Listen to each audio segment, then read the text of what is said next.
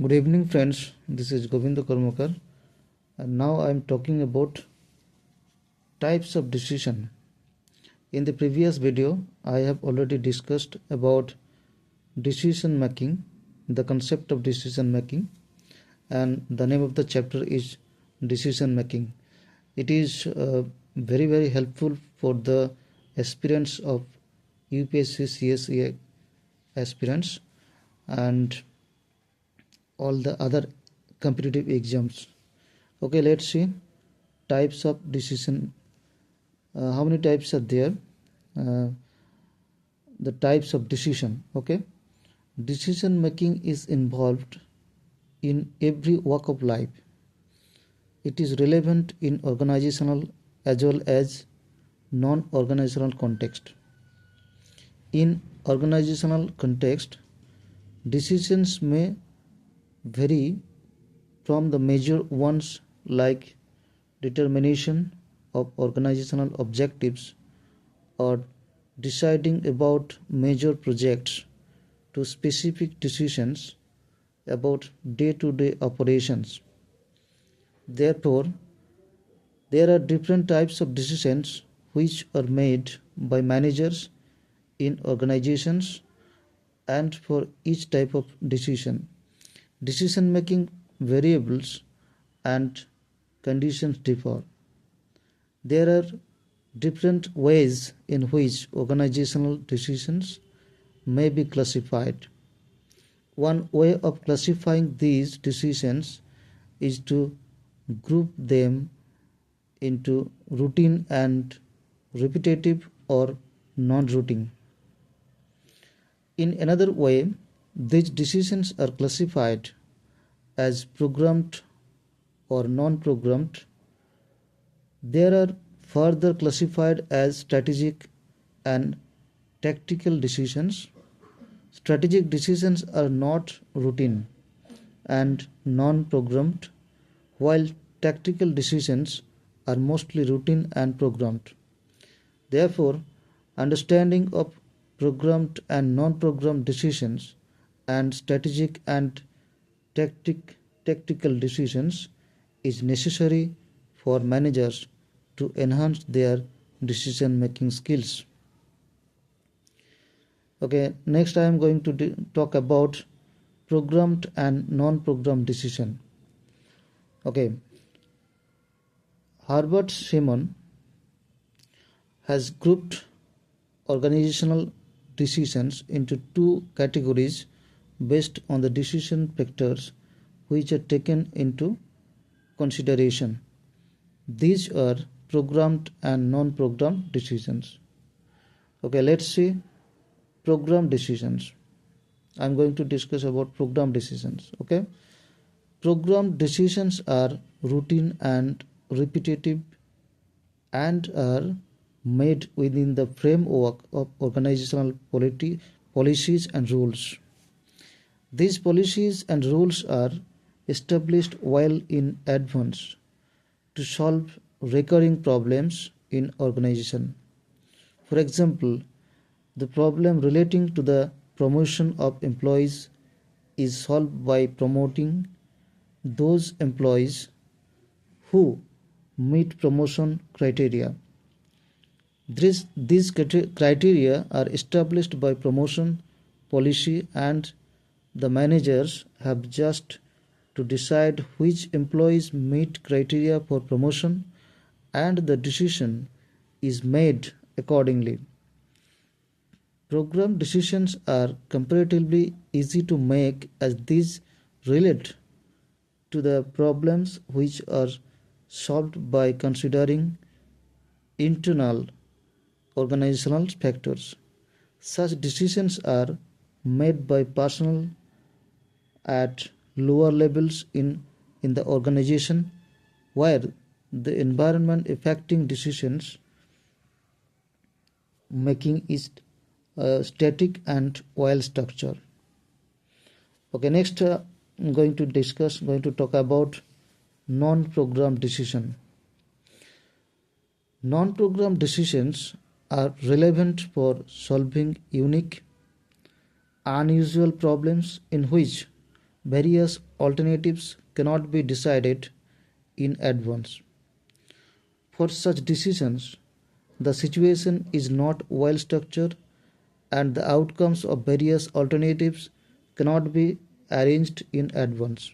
For example, in an organization wants to take actions for growth, it may have several alternative routes like going for a grassroots project or taking over an exciting company, taking over an existing company.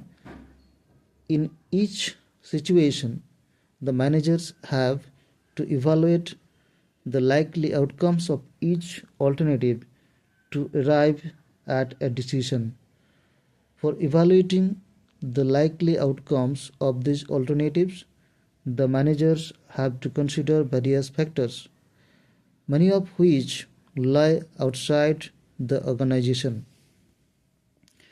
A common feature of non-program decision is that they are novel and non-recurring and therefore ready-made solutions are not available. Since these decisions are a high importance because of their long-term consequences. These are made by managers at higher levels in the organization. Okay, so table number 11.1 summarizes the characteristic of programmed and non-programmed decision. These ideas are taken from I'm going to discuss about the types of decision or decision making this chapter, and these ideas and these writings are taken from the organizational behavior, the book written by L.M. Prasad. Okay, so now I'm going to the next topic, that is strategic. Next topic in the sense, next point, strategic and tactical decisions. So organizational decisions are classified as strategic and tactical or operational. The distinction between strategic and tactical decisions is required because authority for tactical decisions may be delegated to lower levels in the organization, while for strategic decision it cannot be delegated lower than a particular level in the organization. However, the distinction between strategic and tactical decisions is not as fine as a manager would wish, because both these decisions attempt to achieve organizational objectives. Moreover, what might be a strategic decision for one organization may be tactical decision for another. Therefore, the nature of both decisions can be understood by analyzing them in detail. Next, so strategic decision. Strategic decision concept is based on strategy, which is a major action plan in an organization. Therefore, strategic decisions can be defined as follows. Strategic decisions is a major choice of actions concerning allocation of resources and contribution to the achievement of organizational objectives. It is a strategic decision. The following characteristics are present. Okay, I am going to discuss step by step about the strategic decision. Number 1. The decision is a major one which affects the whole or major part of the organization. Number 2. It contributes directly to the achievement of organizational objectives. Though all decisions try to contribute in this direction. In this direction, strategic decisions contribute directly and other decisions are derived from these. Number 3. A strategic decisions may involve major departure from earlier ones concerning some organizational practices. For example, change in product mix, expansion of business, change in personal policies, etc. Number 4. The strategic decision has normally 3 elements. Number 1, a course of action or plan which specifies the work to be done to achieve the result, known as action element. Number 2, a desired result or objective to be achieved through the implementation of the decision, result element. And number 3, a commitment which directs some part of the organization to undertake the course of action, makes the personnel involved responsible for attaining the objective and allocates resources to them. Commitment element. Okay, number 5. The strategic decision is normally a non-program decision which is made under the condition of partial ignorance. The alternatives involved and the outcomes of these alternatives cannot be known in advance. This is so because strategic decision is to be made in the context of environmental factors which are quite dynamic and uncertain. Okay, next I am going to discuss and going to talk about tactical decision. Tactical or operational decision is divided out of strategic decision. It is relates to day-to-day working of the organization and is made in the context of well-set policies and procedures. The various features of a tactical decision are as follows. So I am going to discuss step by step, one by one. Various features of tactical decision. Okay.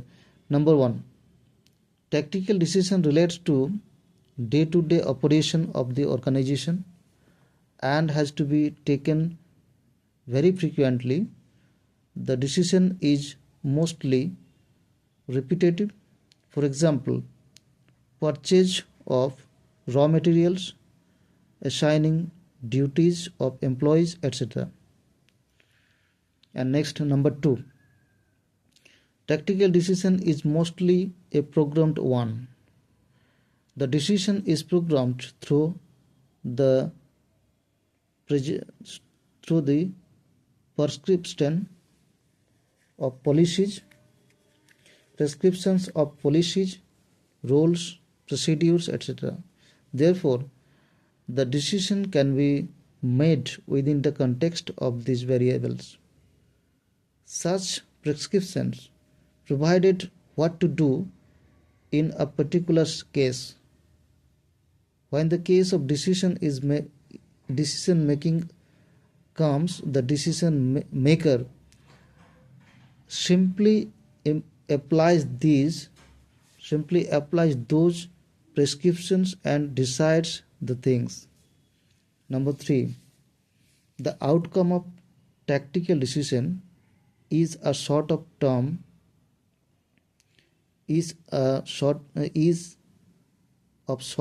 nature and affects a narrow part of the organization.